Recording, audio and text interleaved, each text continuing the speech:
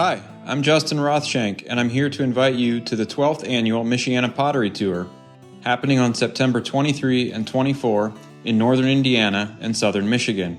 You'll find a list of the more than 50 participating artists, links to their web stores, and more information at www.michianapotterytour.com or on our Instagram page at Michiana Pottery Tour. Michiana Pottery Tour is a program of the new Northern Indiana Clay Alliance. We hope to see you this fall.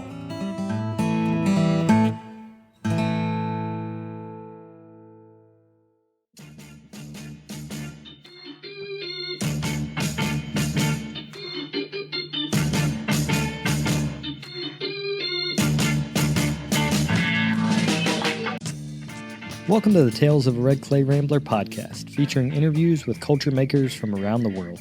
This is Ben Carter. I'm going to be your host. If you'd like more information on the show, please visit our website, talesofaredclayrambler.com.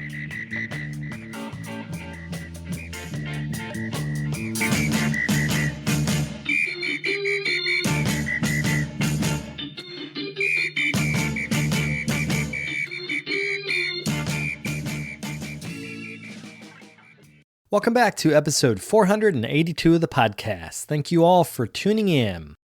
Today on the show, I talk with Paul Andrew Wandless. His multidisciplinary career includes work in sculpture, printmaking, leatherwork, and, of course, ceramics.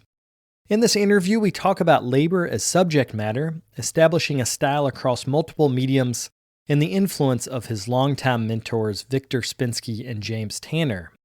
Wandless has authored multiple books, including Image Transfer on Clay, and he's the co-author of Alternative Kilns and Firing Methods. To see examples of his work, you can follow Studio 3 Art Company on Instagram. Before we get to that interview, I wanted to talk a little bit about my friend Paul Blaze. He is a longtime podcast host of the Potters Cast, and he was unfortunately injured in a wake surfing accident just a few weeks ago. There's been a GoFundMe campaign that's been set up to help support Paul and his wife as they go through this difficult time. I'll put a link to the show notes in today's episode so that you can click on that and go directly to donate.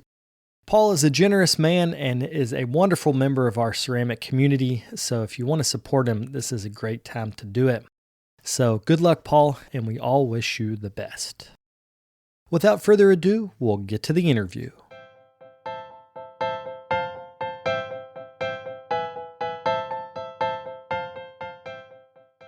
Let's start talking about the way that you depict work as subject matter within your art. So I'm thinking specifically of the Atelier series that's prints of you doing all the different things you do. But they're named in such a way that the focus is on your action. So like, for instance, it'll be scribe or stone carver or something like that. So what is it about depicting work that's interesting for you as the subject matter? Well, one of the big things about that, because this is something maybe 10 years ago or so, I pride myself not only in, of course, my work, but also like my craftsmanship in terms of being able to create work that's technically sound, as well as conceptually, being interesting, and aesthetically being, visually interesting. And what I was finding, about 10 years ago, maybe a little bit further, I was just noticing that a lot of work that was being created, not just in clay, but some other mediums as well, I just didn't think that the craft side or the technical side was being as valued as it used to be. And then, of course, currently now we have, de-skilling, is a thing. So like purposely doing that. So that's a whole, other conversation, but those are things that I think about because as a artist in general, I'm very proud of the skills that I've learned and honed to be able to make the work. Because I feel strongly that in order for someone to really appreciate my work, it'd be sort of like a visual speed bump if you can't get past the flaws in how I made it. So I wanted to do something about that, right? But through my work. And, you know, proof's in the pudding, as the saying goes. So I felt I would make a better statement about it, or at least, kind of, it was more like a raising awareness about it by just looking at myself, right? So don't want to point fingers unless I, kind of self-examine how am I doing.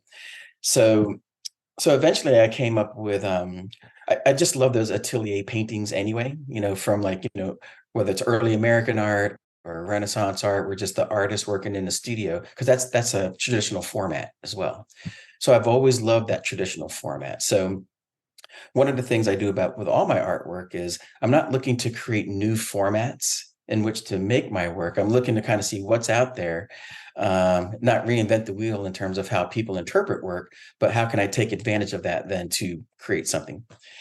So, so I decided to, since I use myself as, subject matter anyway, I was like, well, let me take the materials that I work with, and then I can make work about that. So as you mentioned, it's not really about me in the studio. It's just I'm kind of the stand-in figure for that. And so I didn't want to make a broad commentary on just craftsmanship.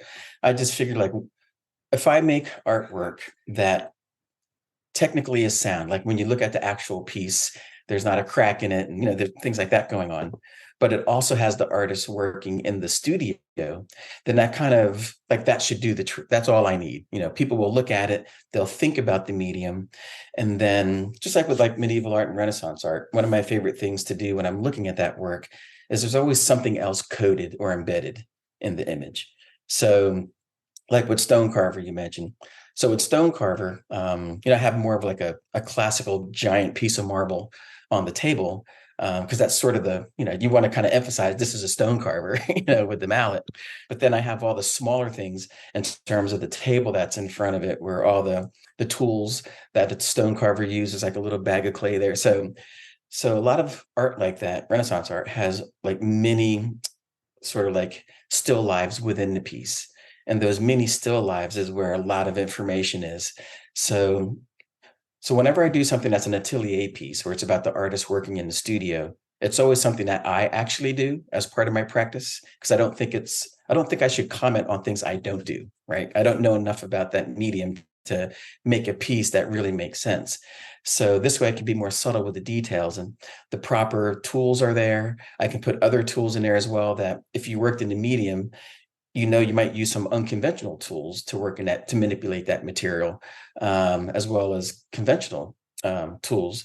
So I can have that kind of nuance in there. So I want someone who looks at that piece to say, oh yeah, I would use that too. Like, you have to do that in order to know that. So those are kind of like the general thoughts I have when I'm making the atelier work, and because I do like to use a lot of different mediums. So, I have plenty of subject matter there to mine.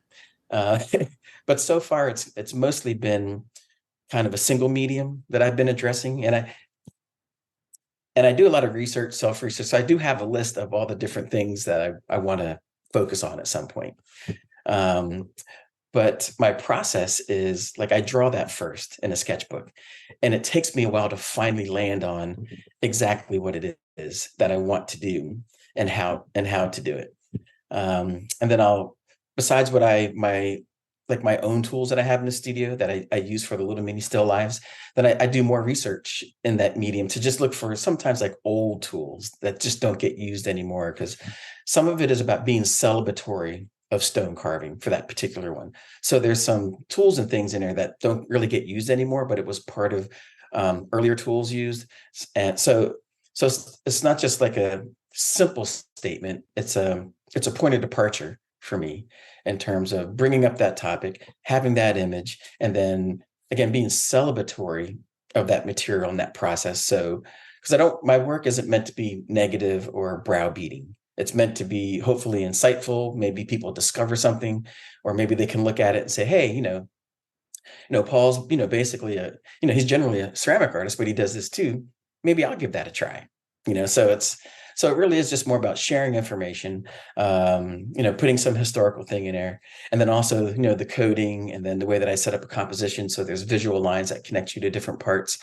like depending on what the eye line is, how the arm's positioned, where there might be a square or triangular compositional format in there, just like, again, Renaissance art. So that way you can move around and read things. There's different types of iconography and symbols in there that if you're familiar with it, like if there's an hourglass in there, then that's about time.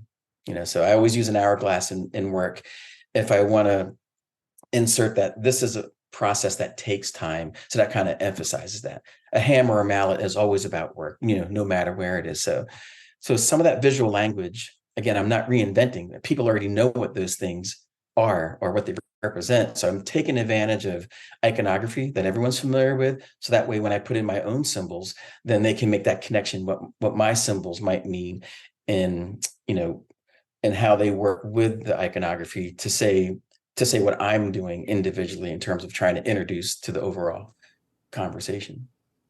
I'm interested how you play 2D and 3D back and forth. So sometimes as I was researching you, I'll see a three-dimensional sculpture you've made, and then I'll see it two-dimensionally in a print. It's almost like you're taking your own work and referencing it.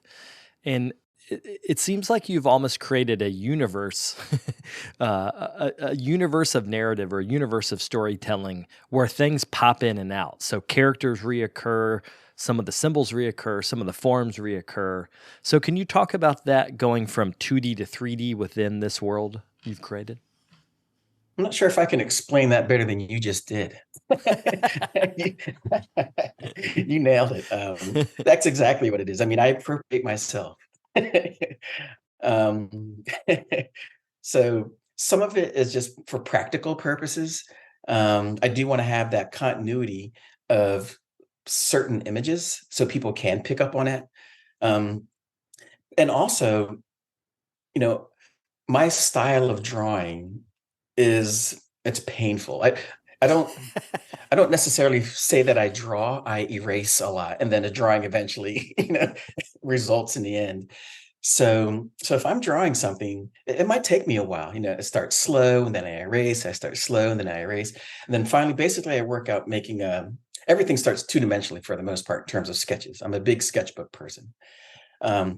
So with my sketches, I get to a point where I have a pretty good contour drawing. It's not highly detailed. It's just all the primary and secondary contour lines and some general detail lines that are just as markers. I never take a sketch to completion because then I've already done it. And then I don't really have any interest in kind of recreating it for something else. So typically I get it to where I might have the position correct and just all the general information. Then I take tracing paper and then I'll trace that drawing. And then I take that and then I'll utilize that then to, like if I'm working on a plaster bat to make a clay monoprint, then I'll transfer that image on there of the character. And then that way, when I'm transferring it, it is just a general drawing of it. I still have to think about, well, what are my details going to be? And then I hand draw in everything else with the image. So typically it's the characters, like when I'm going from 2D to 3D, the characters take a while for me to sometimes develop because they're important. And I want to make sure that I have that correct. And again, I draw the same scale all the time in my sketchbook because that's my comfort level. I find if I draw a little bit smaller, there's certain, and this is more of a drawing thing, but it's important to, I think for clay folk and 3D artists, the more that we talk about our drawing techniques and processes, I think the better, because I think a lot of us consider ourselves 3D people first, who all have drawing skills to different degrees. So in terms of my drawing process, I have a scale that I'm comfortable drawing, where I feel I can do it efficiently and have, and get the kind of detail I want. But I get to a size if I get too big, then it kind of like once the scale gets to a certain size, then it does change how I'm able to depict that particular image. So now I can draw large, like if it gets to like maybe a 3-foot, canvas or something, then that's fine because the physicality of drawing at that scale, I'm comfortable with. So I had to find what are my comfort levels in scale when I'm drawing these. So with that, so I do that drawing in my sketchbook. take tracing paper and trace it. And then I use that to transfer it to the surface that I need it next. And then after that, I fill out the rest. But it's still a very slow process. Like with a clay monoprint, I might put that figure on the bat where I want it, but I might not come back to that bat for like 2 months because the only part of my idea was the figure. And then things have to marinate. I'm not a fast worker. I don't produce a lot of work a year. So that's, so I take advantage of that process. When I do get done, then I do a tracing with tracing paper. I'll put it over the image and then trace a final image. So I do have a library of my past prints. So that way, as you mentioned earlier, I can stay consistent where it's like, well, if I'm doing this and I do want this specific character there, I have that. So if I needed a different size, then I just take a photo of it, I scan it, I make it bigger or larger, with Photoshop, print it out again. So I completely appropriate myself because I chunk up my year in terms of my availability of time. So when I'm teaching, I don't have a lot of time in the studio. I can only get in on like maybe Friday, Saturday, Sunday. Like those are my available days. I can't get in there all of those days, but during the week, but I still want to do something. So during the week, that's when during the school year, during the week is when I do a lot of sketching. Because I can do that in the evening and develop things. And so I'm still being creative and that keeps me thinking about it. So when I do go back to a monoprint I'm working on, I've maybe done a couple of weeks of sketches to think about it. And then when I'm in the studio and have time to work on it, I can just get right on that bat and then just start to add those different elements. And sometimes with my ideas, sometimes ideas are good when they're flat. Like my flat work is all about making something that's pictorial, where I want to have all that information in there so you can take it in, move around. But sometimes I need to introduce information in stages. And that's when I make something that's three-dimensional. And that's when I make those larger heads. So that way there's something on the front, but then as you, walk around the piece, there's different elements of the story or narrative that get introduced to you that I don't want you to see at the same time. So I want you to see one side of the piece and just that's the information I want you to have. Then when you go around the piece and you're introduced to other bits of information, then there's this type of discovery that happens. So instead of putting all the information out there at once to be seen as a flat piece, with a three-dimensional piece, I want to take advantage of that where I can have a bit more of a rollout, of the information. And I want the piece to work. It doesn't have a particular starting point. It's just if you start on one of the sides, the front or the back, you just have a different starting point, and then the information still develops the same. So you don't have to start the front and like go left, however you come to the piece, because that's the challenge of three-dimensional art. It needs to be interesting from every angle. So I like that challenge. But some ideas aren't suited for that. So one of the reasons I do work in a lot of different materials is that even though I do have a general overall narrative and things that I like to be continuous with, the vehicle to tell that story isn't always the same. I wanted to talk about how you depict the body, the human body, and specifically the face. Because one of the things in terms of switching mediums that I see is that the way you carve a face in stone seems to influence the way you sculpt it in clay, and then it seems to also influence the way you draw it. There's an angularity in the way you depict the human form across all mediums. So can you talk about when you first discovered that? First, what you said is true. It's hard to pinpoint when, because again, drawing for me it's been like a long road of acceptance. Because it's I can't draw realistically, but I can draw naturalistically. And I had a professor years ago told me that once, and that's something I always tell my students and folks in workshops is just because you can't draw exactly what's in front of you doesn't mean you can't draw. It just means you're not an illustrator. So what you have to do is be sound in how you draw in terms of the fundamentals and figure out what are your natural tendencies. What are you comfortable with? And then whatever that is, hone that. So it took me a while to be comfortable with it doesn't have to look exactly like it does in real life. So that was kind of my first point of finally getting to that. I'm very confident in my sculptural abilities. and whatever I make and do and put it out there, yeah, I'm pretty confident that it's going to have some level of success. I didn't have that same confidence with my drawing. So I was always very kind of hesitant to do a lot of figure drawing, like the whole body, because I just wasn't sure if it was put under scrutiny or compared to something else. I was like, I don't know if it's as good. So those were the things I had to finally come to grips with. It's not being compared to others. It's just, is it good? When you look at it, do you accept it? And then, so I started to look at so the type of artwork that I look at for the figure has always been sort of like Greek and Roman statues, Greek and Roman paintings, medieval art, but also Harlem Renaissance as well. A lot of Jacob Lawrence.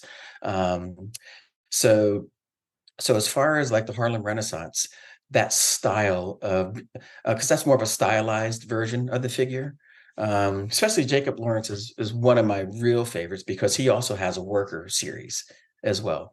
And he also works in a very, like my composition, my field of depth is a purposefully shallow field of depth, just like Botticelli had a shallow field of depth. It's more about overlapping size. Jacob Lawrence did that as well because it's more like isometric projection versus 1 or 2 point perspective. So I was looking at artwork in terms of compositionally, because that's what you have to start with first, because the type of depth that you're using in your figure is completely dictated by how are you determining the depth of field. So I know I like a shallow depth of field in terms of isometric projection. Because I'm working in smaller spaces. So to use 1 or 2 point perspective, it just kind of fish eyes everything. So I like work that's a bit stylized. So that's why with my figures, because you have to be careful with stylization because you don't want it to seem like a caricature or cartoonish. So, and same things with like with Biggers, John Biggers, like a lot of those artists, and a lot of these artists are Black artists, that I look at historically, and even Kerry James Marshall, a lot of his paintings. He has a bit of a deeper field of depth, but he also has a lot of atelier work, but he also plays, with depth as well and how he stylizes the figure. So, a lot of my answers sometimes, start with research. It's like, I know what I do and what I'm comfortable with. And then I just look at other things that might be similar, not to copy them, but again, there's no reason, again, to reinvent the wheel with anything. I can look at things and see how other people solved the same problem I'm having in terms of how do I want to depict my figures. And then that helped me come up with an original solution, but based on things that, gave me some insight.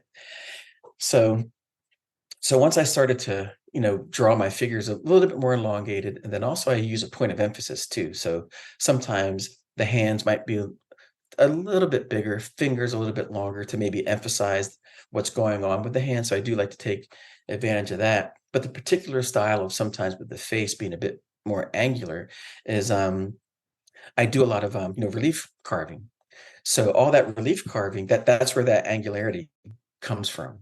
You can make some curves and things, but there's always a very distinct line when you're doing relief carving, like in lino. And I love, I love relief carving. So, and I discovered that when I carve in lino, it redefines my line, right? Like a drawing with pencil doesn't look like a carved image. So, and it's so I guess I don't know if it's surprising because I haven't really talked about this specifically a lot, but when you draw a line with a pencil, it's thin. And then when you use a gouge, you have to choose the width for the kind of depth and everything. So I would just do that naturally. I know how I wanted that to look. But what was happening is I just really loved how the carved lines looked because it changed my drawing in a way that I liked. So when I'm drawing on lino, I don't draw how I want the carved image to look.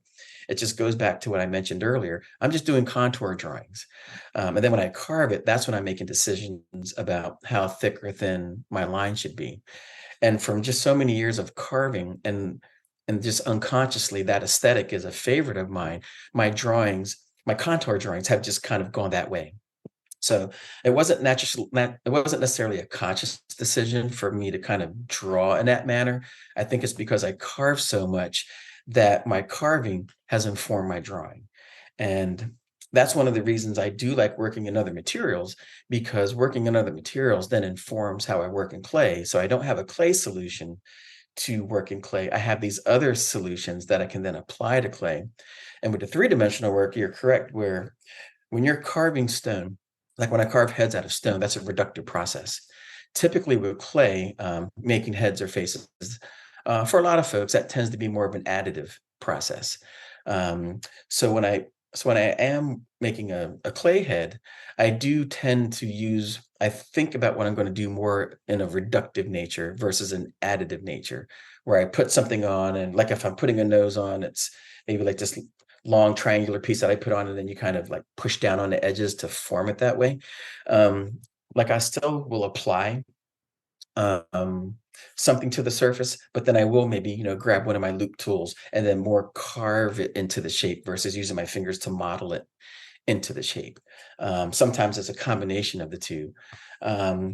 So with carving, like with carving heads or when I'm carving wood, then I can take those carving techniques and then utilize them on my sculpture. So that way I hope it, and I think that's what you picked up on earlier, where some of the sculptural work has a bit of an angular feel to it sometimes, is because I am using the same tools to give it that. So my fingers can't make that nice smooth edge, right? So, but when I'm using one of my loop tools to kind of do some of those last details, like I will do some modeling to get it generally where I want, then I go to loop tools to do that final carving, so it does reference more of a carved stone look. And I think that just comes from unconsciously, for me, that's an aesthetic that I appreciate. So that has been happening in my drawing, and my sculptural work is kind of permeating that. And now that's just sort of my style now. But it was that probably evolved over a period of 3 to 5 years, where, it didn't all look like that. I mean, at the point in the career where I am now, and I'd have to do the math, but almost 30 years, probably 25 years. It's just now I feel like I'm really coming into my own aesthetic. And I think, maybe some people might feel like that earlier, but, the longer that you work at anything, I think every year you're like, finally, this is what I want to do. So I probably had this thought for the last 10 years. but, but I think that the further away you get from your educational experiences, the less that's such a direct impact on your hand and eye. And so I mean, I'm so far removed from that now. There's different things now that kind of influence my hand and eye. So that's why I really feel like I don't really have any kind of direct things that are pushing me in one direction or another, creatively or aesthetically. And, I really do feel very comfortable in my own skin at the moment, and I have, I guess, maybe for the last 5 to 10 years, in terms of what I'm doing now, where it has enabled you to make some of those comments you made earlier, where you can start to pick up on these things that give some continuity now to my body of work versus having different vehicles of work that I do now. I think, and maybe it's true, since you mentioned it, that people can now see more continuity in all the different kinds of work that I do, regardless of the medium, because of my drawing style and my sculptural style in terms of how I depict the figure. We'll be right back after a quick word from our sponsors. Hi, I'm Kara, content creator and Facebook wrangler for Amico Brent, bringing you ideas and support for your creative adventures every day. This week's episode is brought to you by Amico Brent. Find your favorite Amico glaze at your local distributor. Happy glazing! Today's episode is brought to you by the Rosenfeld Collection of Functional Ceramic Art. The collection exists as an online resource for research and inspiration, featuring photos of thousands of objects made by over 800 artists. The images are high quality and can be used with no permission required, making them a great resource for students and teachers. To find out more, visit rosenfeldcollection.com.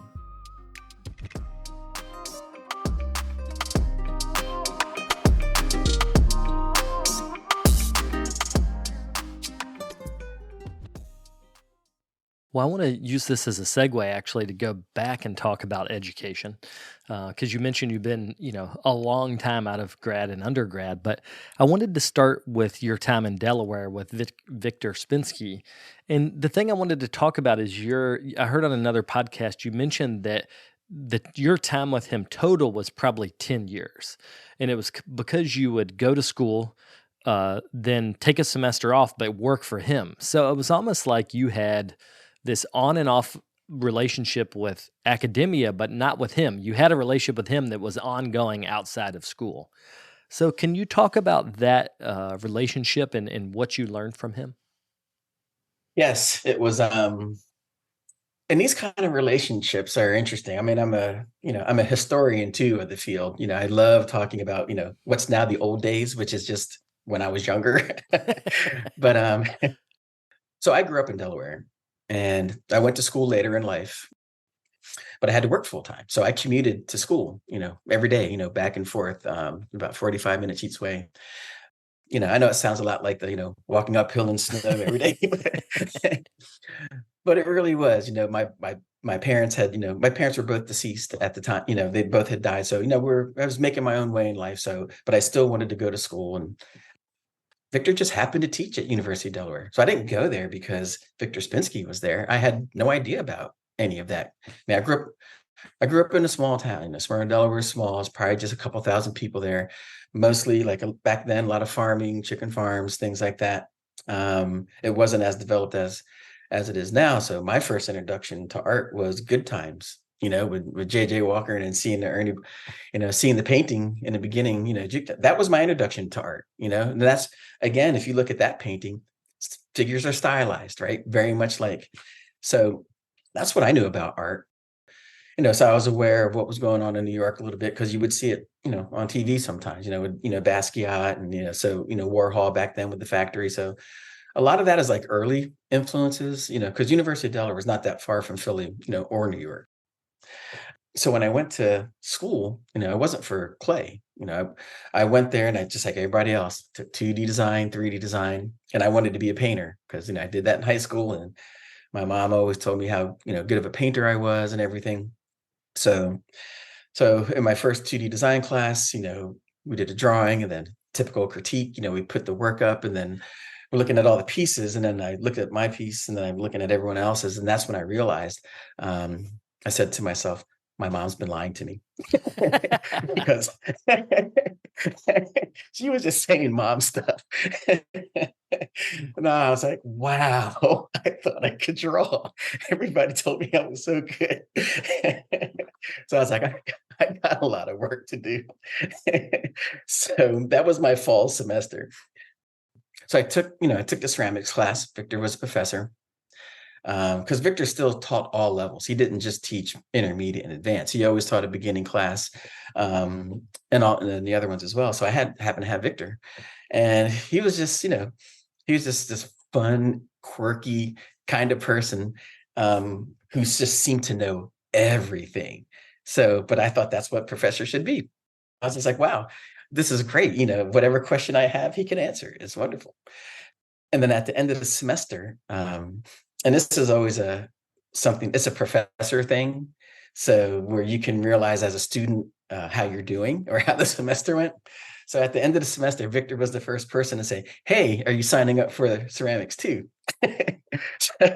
Like in my beginning drawing class, nobody was like, "Hey, you signed up for drawing too?" It was more like, "Enjoyed having you in class. Good luck with whatever you're going to be, taking next semester."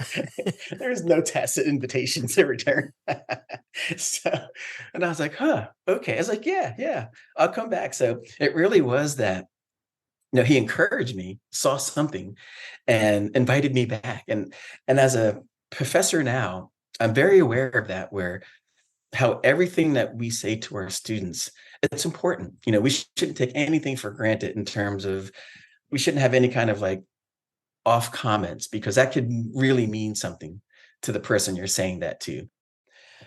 With Victor, with his majors back then, and this was a different time of teaching, he looked at his BFA students. It was almost more like an apprenticeship versus his advanced students. And by then I was starting to realize that Victor was like a well-known he was well known. He was, you know, it was typically an advanced student eventually would come up and be like, he's pretty well known, you know. You're like, really? Where? For what? Because we just, as being our age and stuff, we just thought that was normal. We thought everybody. Then we started to realize it's not normal, his level of activity and how much he knows. Because as you're starting to take other people, you're just like, wow, why isn't everybody like a fountain of information like Victor is? So his work is very time intensive. We learned so much more just out at his studio than we did at school. At school we had our assignments and things, and with firing and glazing and all that. But in terms of like how to be an artist and kind of what a pace is like in the studio, how do you prepare for things? We learned all that out there working for him, and so it also built a lot of camaraderie with all the advanced students because we had this other experience together. Because we'd be in the studio working late like everybody does, but then we'd out on the weekend, a lot of us, if we got asked, would be out to Victor's place helping because he had a show coming up and he needed like 100 nails cast. And but I didn't know how to slip cast at that point. We didn't do that the first 2 years. We started that later. So you would learn to cast by just working for him. So it's like one day I was like, it's like, I want to learn how to start, making molds. He goes like, okay, I need a mold of a boot. He goes, there's a boot over there. It's like an old cowboy boot. He goes, pull a mold off of that. I knew basic mold making from what he taught in school, but I was like, okay. So of course it failed the first time because I didn't, stuff it properly and everything stuck because I didn't seal it. So I ended up making 2 or 3 before I finally made a mold that worked. And that's kind of how we taught out there. It was about failure, learning from your failures, pointing it out. Then finally I got a mold that worked good. I was like, oh, what's this going to be for? He goes, that was just for you to make. so it wasn't for anything he was working on, or it wasn't. Here I am, like, I'm making a piece that he's going to use in his work, and he's like, no, that was, you needed to learn how to pull something off of a soft piece, and that was, I had these old boots. I was like, okay, because that's the thing with Victor. We didn't do anything for him that was considered his individual creativity. Like, we weren't making stuff that then he used in his work. Victor, like, he made all his archetype molds, basically. So like he would make the molds of the nails. And then if he needed more molds of nails, then he'd be like, see these molds that I've already made? I need 3 more like that because we need to crank out like 100 of these a day because I need a few thousand. Because he didn't have like a shallow false top on those. They're pretty deep.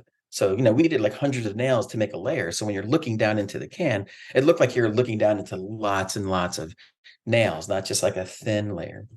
So, and that was another lesson. He said this perfectly fine to have people helping you, but they should never be part of the creative decision in terms of what the piece is. It's just a way for someone who works in the high volume to be more efficient that way. So I was just lucky, by the time that, I was a junior and a senior, like getting to those final years, and then we were going to NCECA, and then, Victor was always big about connecting you with his former students, introducing you to other people. So he right away, put you in front of people that, was good for you to be aware of. And that's where we really started to understand his place in the field. In terms of like, he was one of the 4 people that started Trump Loy, in ceramics. Him, Richard Shaw, Marilyn Levine. So, they were all contemporaries, showed together. They're the ones so when Trump Loy became big, they were the clay part of that. He was also one of the original people who was doing funk art, and showing out in LA. And so, he was part of those movements. So that made us even more appreciative because he talked about none of that. It was all about, what do you guys want? Victor is known for, he would give the shirt off his back to a stranger if they needed it. He was so humble, so unassuming. And, but he's also a prankster. Like, if people who know Victor, like if you mention Victor, the first thing people do is smile. They don't say, they're remembering something like, oh yeah. So it's just dumb luck. I grew up in Delaware, went to UAD, and he was there. And I attribute that to all of my success in the field is because I was I had a professor who put me in a position to be successful and really cared. Because when I went to grad school, I was going to go get my MFA. And Victor was like, you're not ready yet to go to the schools that you're choosing. He goes, what I want you to do is like, you need to have a new influence. And this is the biggest insightful thing. He's like, I've told you a lot of different things and how to navigate the field. He goes, but I can't tell you what it's going to be like to be a Black artist in ceramics. I can tell you what it's going to be like to be an artist, but not a Black one. I said, I don't know what challenges that you're going to have that I didn't. So he said I should go out to, back then it was called Mankato State University in Minnesota to study with Jim Tanner. Because Jim Tanner at the time, one of the few, Black clay artists, in academia. So he goes, you should go out there. He goes, the direction that you're going, Jim can help you with as well. Because, I was the only Black student and at UD. As I'm sure you've heard from many people, we're typically the only minority, especially back in the, through the 90s.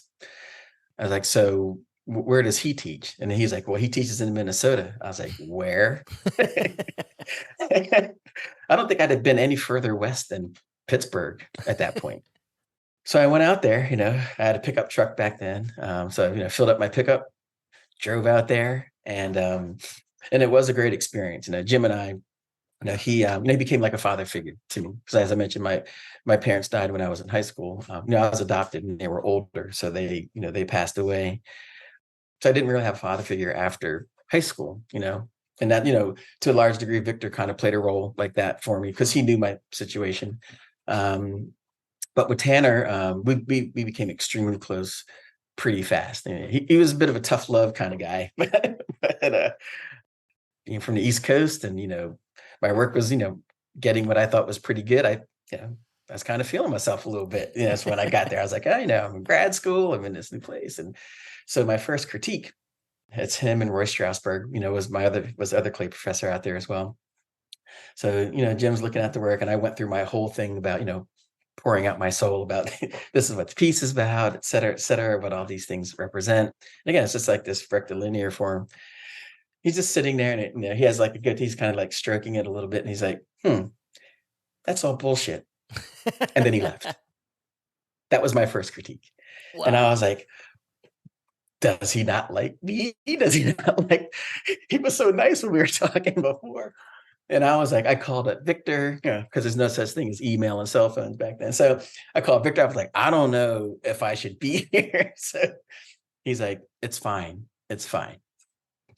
So the next day, Jim comes up. He goes, come into my office. So we sit down. He's like, look, he goes, everything that you said to me yesterday, I believed. You were passionate about it. He goes, but the vehicle you're using for that doesn't say that. He goes, what you need to do is what you're saying, how can you start to make work that reflects that? He goes, when you're exhibiting something or you're showing something, you're not going to be there to tell other people what that is. And he goes, what you were saying isn't what I was getting from that piece. I was like, okay, again, that was his style, right? He would say something and he would want you to kind of think about it on your own before he then, because again, this is grad level stuff, not undergrad. So grad level is tough love. They're not, it's, they're preparing you for that kind of feedback. One of the things, as you're talking about the experiences you've had, is that a lot of your mentors have been person to person because you were at the school. But in your life, you've now become a mentor for other artists, and specifically young Black artists or artists of color, that they're not your students. They're just coming to you for input or advice. So can you talk about how that role of mentorship is switched with now you being the mentor? So with that, one thing that I guess, Jim Tanner would always say, as long as you give more than you get, you'll be okay. And that was like a general philosophy.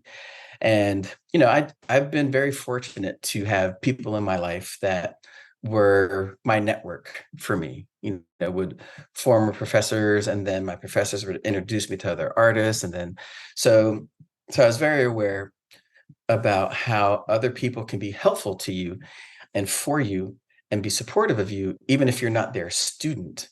It's these other connections. Clay is such a family. I mean, that's one of the things about clay that, I'm biased. I know that maybe separates it from some other fields is the closeness that we have with each other. There might be people I only see once a year, but I still consider them friends because I see them every year at NCECA.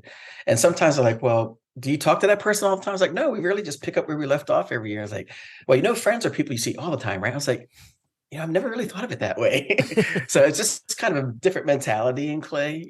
I think that, we are all in this together. And so people are very willing to help you because I think a lot of people in clay like to give back, like to help, because we all know how hard this is to do alone. And none of us could do this if we didn't have some help. So now that I'm in the opportunity where I can be helpful in some form or fashion, I make it a point to do so. And so, because when I first, so with Tanner, when I was at, we go to NCECA, and he introduced me to Winnie Owens Hart, Bobby Scroggins and Bing Davis. And because they had an organization called the Color Network then. And what they would do as young Black artists came to the conference, they would seek out young Black artists and say, hey, you're not alone. We're here to help. We'd exchange phone numbers because, again, emails weren't common yet. This is like mid 90s, late 90s. So it was kind of there already in terms of like African-American artists, because since there were so few at a certain level, the ones who were very few African-Americans were going to college for art. And then even fewer that got their BFAs went on to graduate school. And then a minuscule number of those who finished graduate school then got teaching positions.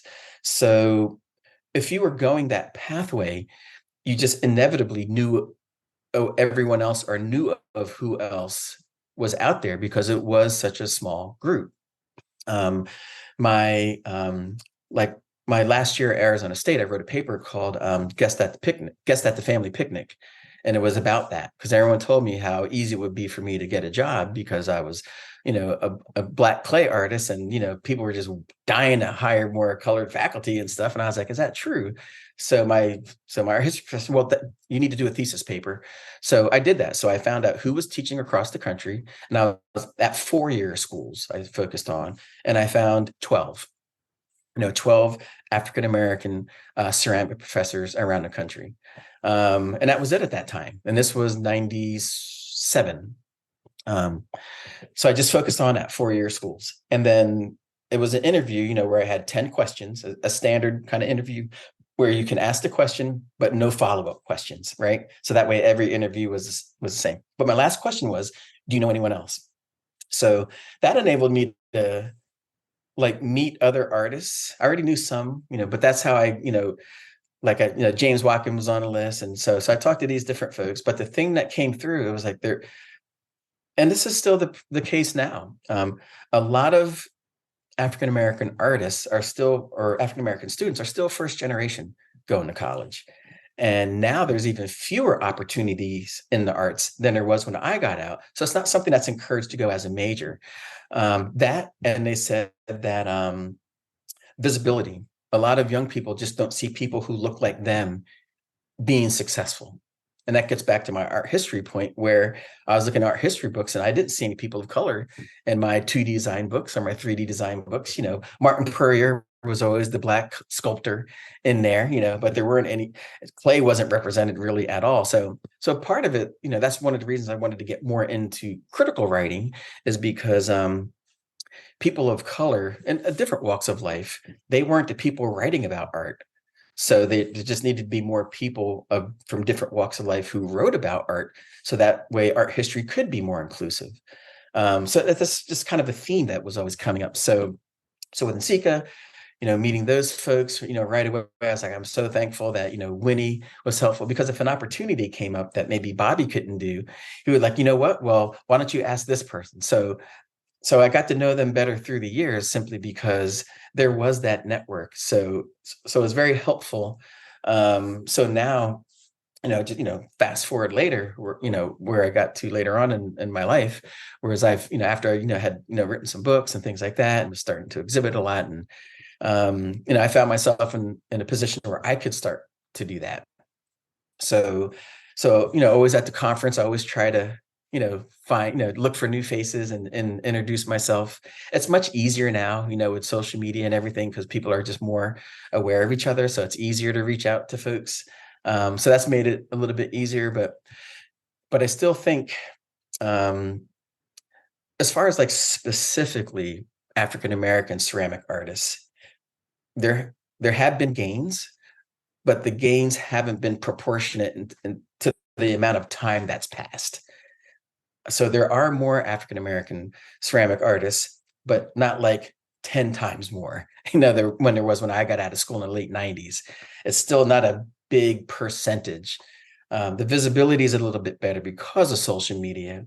But I still feel that the overall number just isn't where it could be. And a lot of it is because the same problems that when I wrote that paper, which I very proudly got an art history.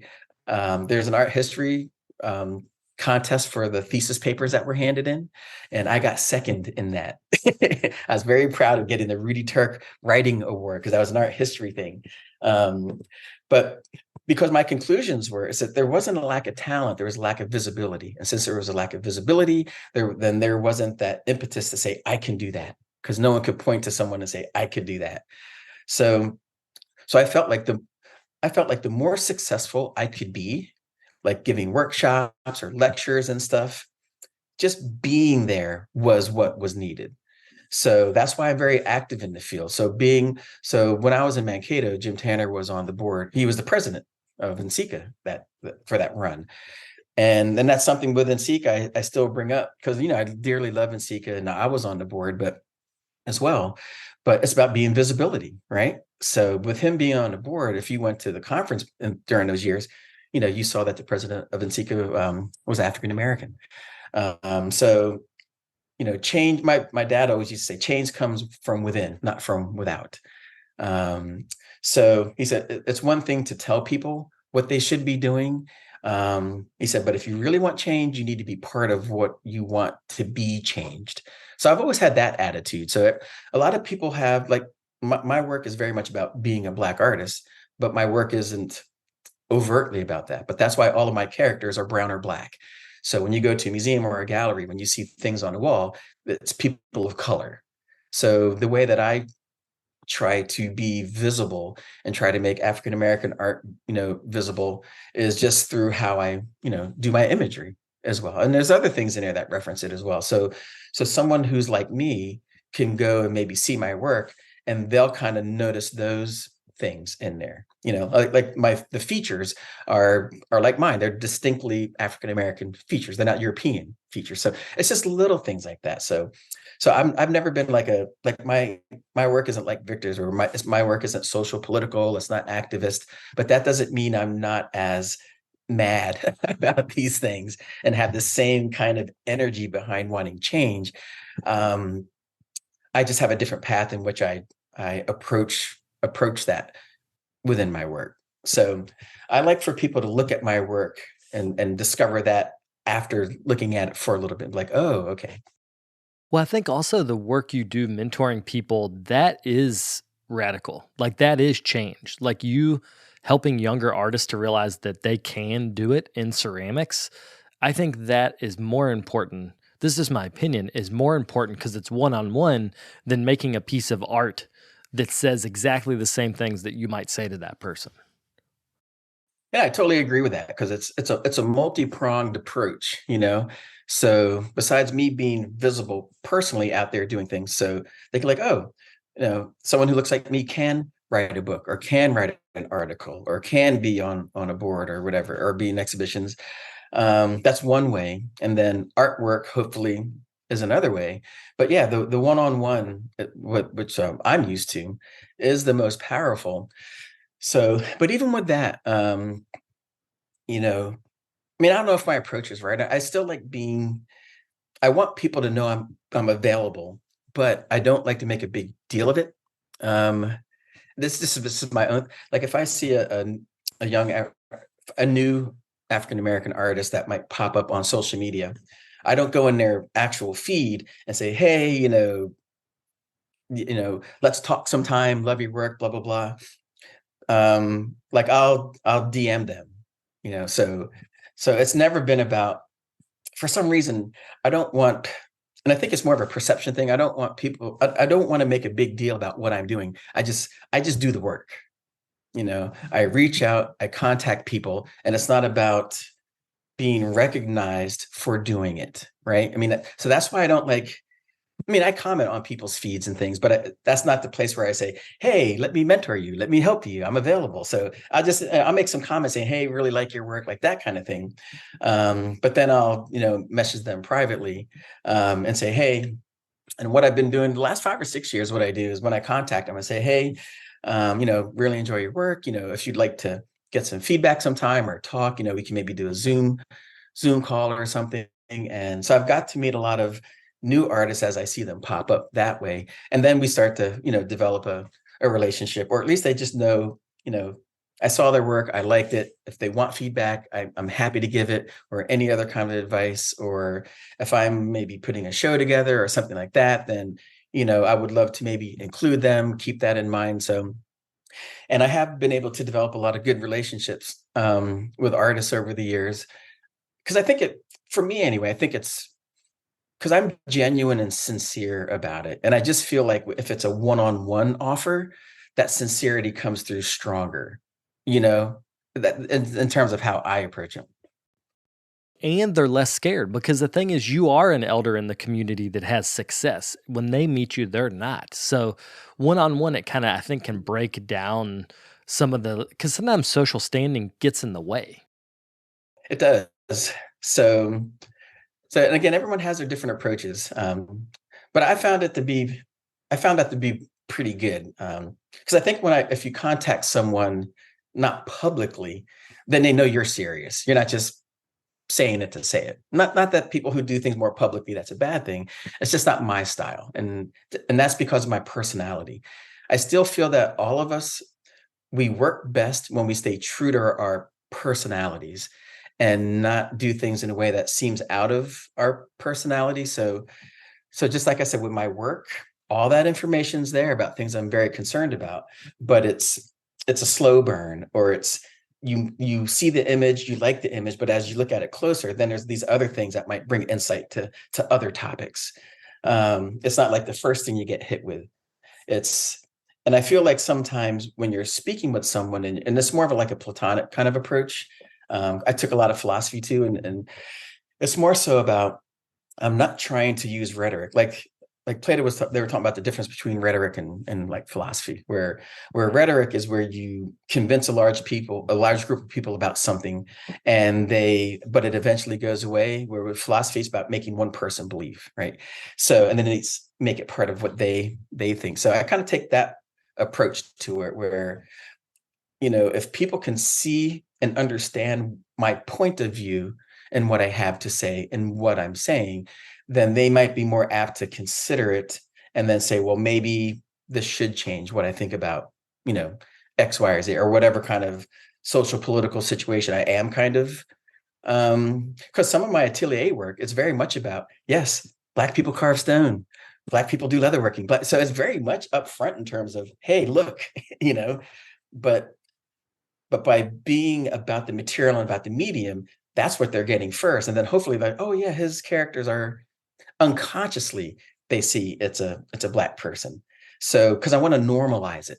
You know what I mean? It's like, it should be normal that you see people of different walks of life, male, female, different kind of races, religions, etc. Everybody makes art.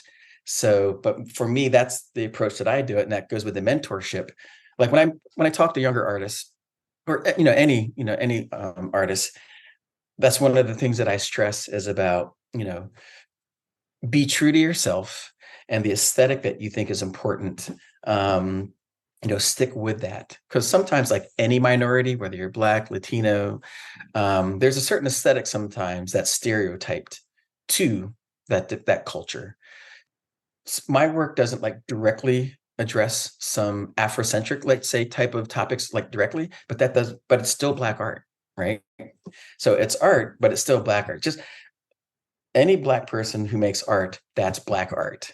It doesn't have to fit a stereotype or a predetermined definition of what it is. So I think sometimes that's hard too for young artists of different cultures, because now, with contemporary work, artists, all of us want to be considered an artist first, right? And then, but we also want to be recognized for the other things that we represent as well. So, and for a lot of people, that's a hard question to come to grips with. So for a lot of artists, that's an important thing to finally come to a decision about, in terms of, kind of circling back to aesthetics and drawing styles. I think everything, eventually you have to say, this is what I want to do. This is what I feel comfortable with. And then finding a way that's the most true and efficient way to do that, while feeling good about what you're doing, but also feeling good about what you're presenting and communicating, to everyone else, with your work as a vehicle to do so. And just tell folks, just take your time. Going to make mistakes. There's going to be things that don't work the way that you hope, and there's going to be surprises where things just fall out of the blue that are pretty exciting. But it's another kind of Tannerism, because sometimes the hardest things that we do as artists is we have to finally give ourselves permission to do things. So sometimes, we're finally saying, it's okay. It's okay to do that. I don't need someone else to tell me that. Sometimes it's just, you have to tell yourself, whatever I'm doing, it's okay. Well, I think that's a good place to wrap up. Can you plug your social media so people could get in touch if they want to talk about what you've mentioned today? Yeah, I find myself mostly on, seems like Instagram is the best way sometimes with that. So it's just under Studio 3, Art Co, art company, with regular 3. If you just put my name in there too, Paul Wandless, that should come out. So, that and Facebook have been the best. And, but yeah, I'm open to, I like speaking with anyone about anything that's, art related. So, cause again, it's going back to Tanner, I feel like it really is true. If you give more than you get, you'll always be okay. So it's always very much me wanting to, if I can be helpful, I will try. Well, thanks so much, man. It was good to see you. Yeah, it's good to see you again too. And thanks for asking to do this.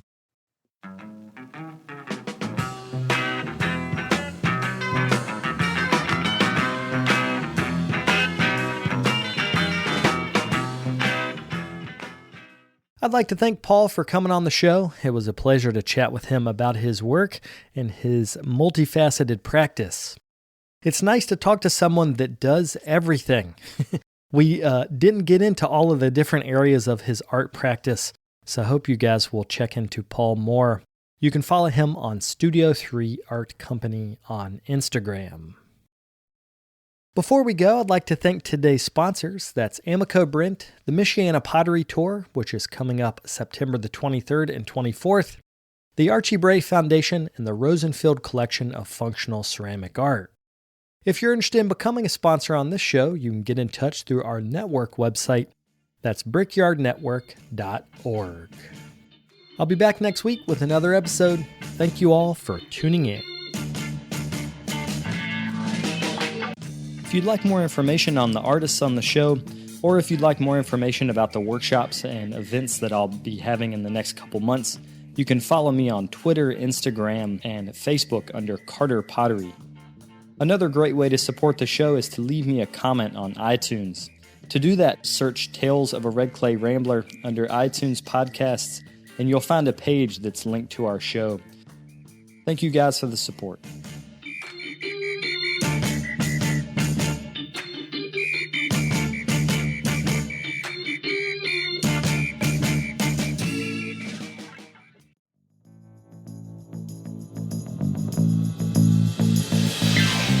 This podcast is a production of the Brickyard Network, an extension of the Archie Bray Foundation for the Ceramic Arts. To find out more about our lineup of ceramic podcasts, visit brickyardnetwork.org.